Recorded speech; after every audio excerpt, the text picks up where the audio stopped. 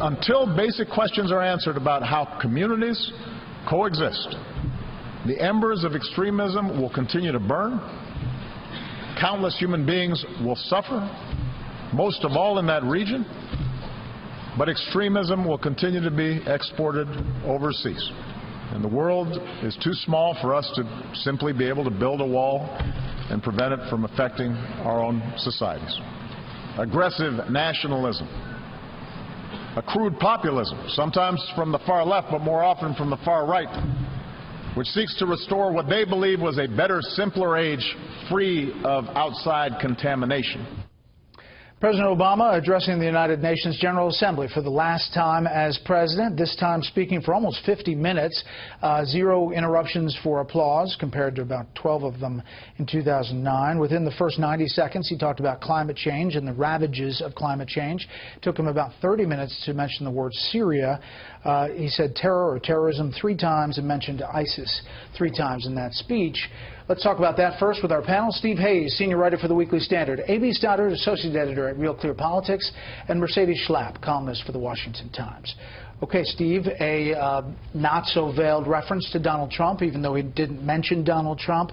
But overall, your thoughts on the speech? Yeah, he sort of couldn't resist the elbow at Donald Trump. Look, I mean, this was Barack Obama's attempt, I think, at a valedictory sort of victory lap.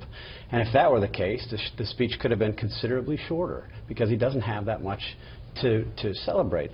What struck me as I listened to the speech was it sounded almost like professorial. This was Barack Obama, the university professor, and he gave a speech that was filled with the kind of buzzwords that might impress undergraduates about international relations, but really bore very little resemblance to the kinds of things that we're seeing on the ground unfold today. He's talked about Syria. He laments the fact that nothing was done to prevent the slaughter in Syria.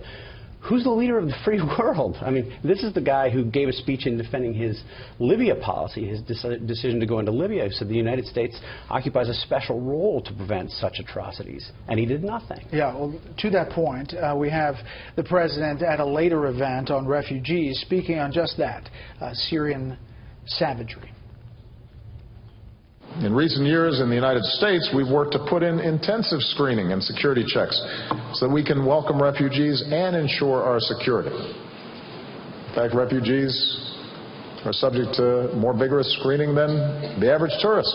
And we've seen in America hard-working, patriotic refugees serve in our military and start new businesses and help revitalize communities. I believe refugees can make us stronger. I believe history will judge us harshly if we do not rise to this moment. First and foremost, we must recognize the refugees are a symptom of larger failures, be it war, ethnic tensions, or persecution. If we truly want to address the crisis, wars like the savagery in Syria must be brought to an end.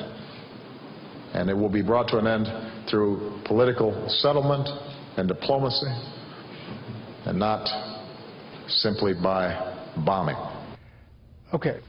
A.B., this is The Atlantic, in which he talked about his decision on Syria back in April. The fact that I was able to pull back from the immediate pressures and think through in my own mind what was in America's interest, not only with respect to Syria, but also with respect to our democracy, was as tough a decision as I've made. And I believe ultimately it was the right decision to make. There's a playbook in Washington that presidents are supposed to follow. Where America is directly threatened, the playbook works.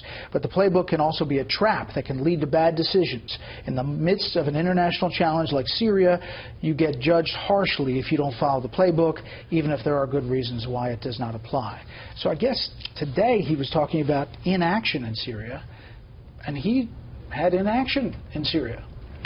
Right. I mean, we remember that he drew a red line and that he called for airstrikes, and the Congress rejected him. And then we've watched the whole situation deteriorate, and this is now a new normal where something like this has gone on, where the world sort of stands by, especially the United States in a position of leadership, really paralyzed these last couple of years since 2013. And it's gotten worse and worse. And really, he threw out some tough talk I thought was interesting today on Russia. But the headline here is that we seem sort of powerless in the face of Russia's role here. They're in the driver's seat. And so he's running out the clock. He's leaving really soon. afternoon. Trump won't talk about this because he is sympathetic to Russia or whatever his position is. It's not, you know, it's not the American position. It's not usually the Republican position. And then Hillary Clinton, because she doesn't want to be associated with a failed policy in the Middle East, especially in Syria, from the Obama administration, doesn't want to talk about it either. And so you heard Ed Royce, the House member today, chairman of the Armed Services Committee, saying, Foreign Affairs, sorry, that was Thornberry, saying basically that, you know, we have to try to act through passing a sanctions bill.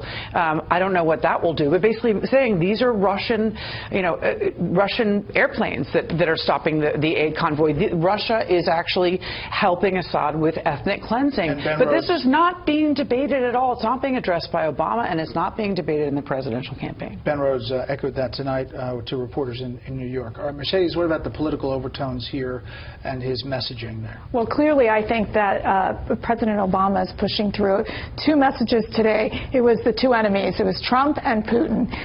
Clearly, I think when you look at the case in Syria, he last year mentioned in the United Nations, same type of speech, saying we need to ensure that Assad must be out of power. Obviously, the diplomacy has not worked. Obviously, the fact that Russia does have more influence in the Syrian region and Assad has more power now than he has in the past, I mean, shows the weak position that the United States is in right now. We pointed out on this panel that the president has said Assad's days are numbered. They just happen to number in the hundreds and hundreds as of now.